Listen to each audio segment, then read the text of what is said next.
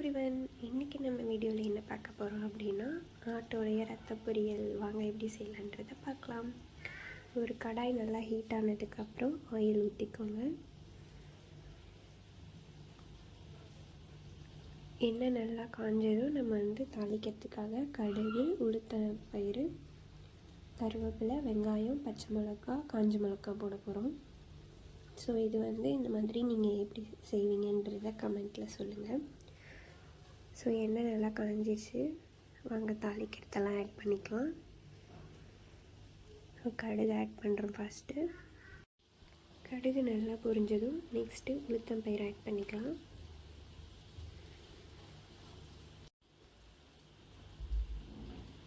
நல்லா வதங்கினதுக்கப்புறம் நம்ம கருவேப்பிலை கொஞ்சம் ஆட் பண்ணிக்கலாம்.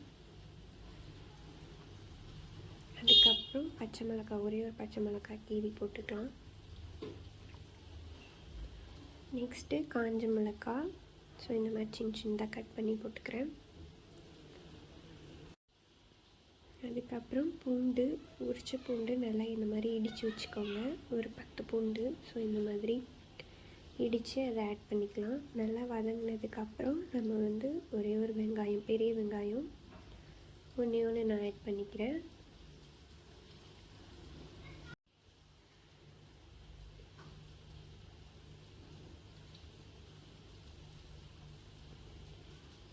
ஸோ ரத்த பொரியல்லாம் நீங்கள் சாப்பிடுவீங்களான்றது கமெண்ட்டில் சொல்லுங்கள். ஏன்னா நிறைய பேர் சாப்பிட மாட்டாங்க.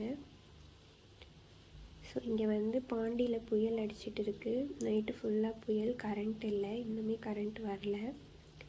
இது ஃப்ளாஷ் லைட்டில் தான் நாங்கள் எடுத்தோம் வீடியோ. ஸோ கடை பக்கத்துலேயே இருக்கிறதுனால நாங்கள் போய் வாங்கிட்டு வந்தோம். அப்படி இல்லைன்னா வெளியே போகிறது சேஃபே இல்லை, ஏன்னா ரொம்ப தண்ணி அதிகமாக இந்த வாட்டி இருக்குது. ஸோ கரண்ட் இன்னுமே விடலை. வெங்காயம் நல்லா வதங்கினதுக்கப்புறம் நம்ம அந்த ரத்தத்தை நல்லா கழுவி வச்சுக்கணும்.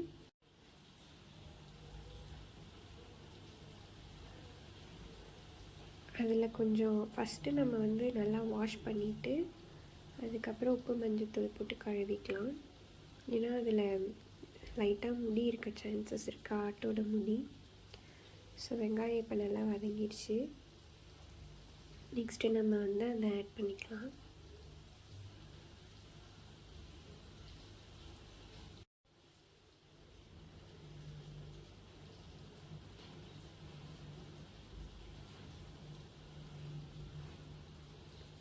நான் இது இப்போ தான் ஃபஸ்ட் டைம் செய்கிறேன். எங்கள் அம்மா தான் இதில் செஞ்சு கொடுப்பாங்க. எனக்கு இது எப்படி செய்யறதுன்னு தெரியும், ஆனால் இது வரைக்கும் நான் அட்டெம்ப்ட் பண்ணதில்லை. இதுதான் ஃபஸ்ட் டைம். பார்க்கலாம், ட்ரை பண்ணி பார்க்கலாம் எப்படி வருதுன்றத. இந்த மாதிரி போட்டுக்கோங்க. நல்லா வதங்கினதுக்கப்புறம் நம்ம உப்பு, இன்னும் கொஞ்சம் லைட்டாக மஞ்சத்தூள் நான் ஆட் பண்ண போகிறேன். ஸோ இது நல்லா வதங்கி வரணும். வதங்கினதுக்கப்புறம் காட்டுறேன் பாருங்கள்.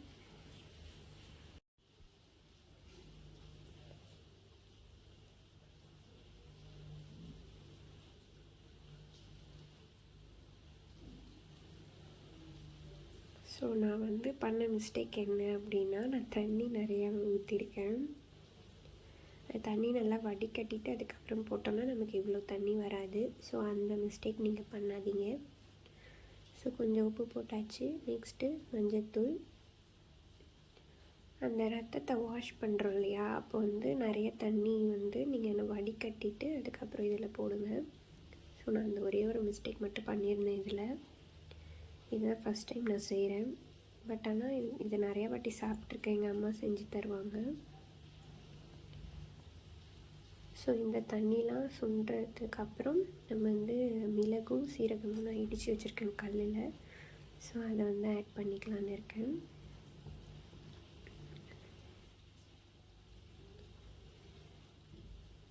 பாருங்கள், நல்லா வதங்கணும், வேகணும். நல்லா வெந்துச்சுன்னா உங்களுக்கு ட்ரை ஆகிடும்.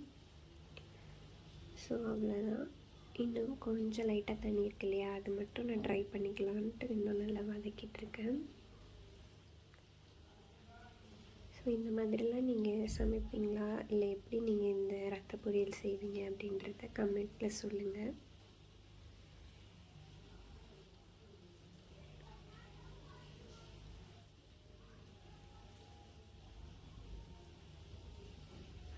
நல்லா வதங்கிடுச்சு. இந்த சூடாக இட்லி ஊற்றி அந்த இட்லியில் இதை வச்சு சாப்பிட்டா சூப்பராக இருக்கும். பாருங்கள், போட்டாச்சு, நல்லா வதங்கிடுச்சு. இந்த மிளகு சீரகம் இடித்து வச்சதை நம்ம போட்டுக்கலாம்.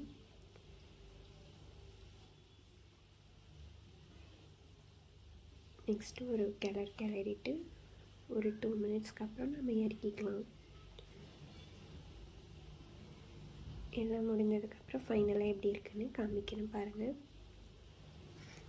ஸோ இந்த மாதிரி ரெசிபீஸ்லாம் நீங்கள் செய்வீங்க அப்படின்னா லைக் பண்ணுங்கள்.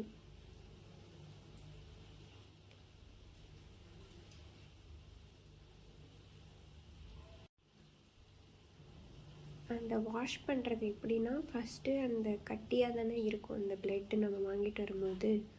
அதை நம்ம டேப் வாட்டரில் நல்லா அந்த முடியெலாம் எடுத்துட்டு, அதுக்கப்புறம் நம்ம உப்பு போட்டு தண்ணியில் வச்சுட்டு கொஞ்சம் நேரம் கழித்து அதை நல்லா வாஷ் பண்ணிவிட்டு, ரொம்ப லேட்டாக அந்த பிளட்டு கரைஞ்சிட்டே இருக்குது.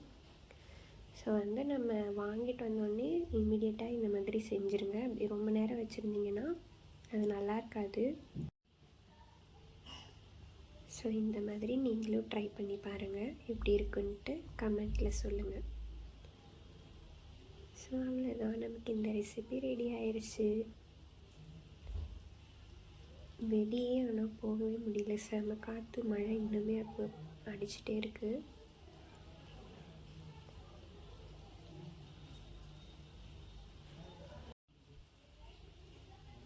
அவ்வளோதான், இதை நம்ம ஒரு தட்டில் ட்ரான்ஸ்ஃபர் பண்ணிவிட்டு ஹஸ்பண்டுக்கு கொடுக்கலாம். எப்படி இருக்குன்னு சொல்லுவாங்க அவங்க தான் இதை ஃபஸ்ட் டைம் வாங்கிட்டு வந்திருந்தாங்க. ஸோ நான் இதை வாங்கிட்டு வருவாங்கன்னு எக்ஸ்பெக்ட் பண்ணல. ஸோ இந்த வீடியோ உங்களுக்கு பிடிச்சிருந்தால் லைக் பண்ணுங்கள், கமெண்ட் பண்ணுங்கள், சப்ஸ்கிரைப் பண்ணுங்கள். இதை இன்னொருத்தவங்க கூட ஷேர் பண்ணி அவங்களும் தெரிஞ்சுக்கிறதுக்கான சான்சஸை கொடுங்க.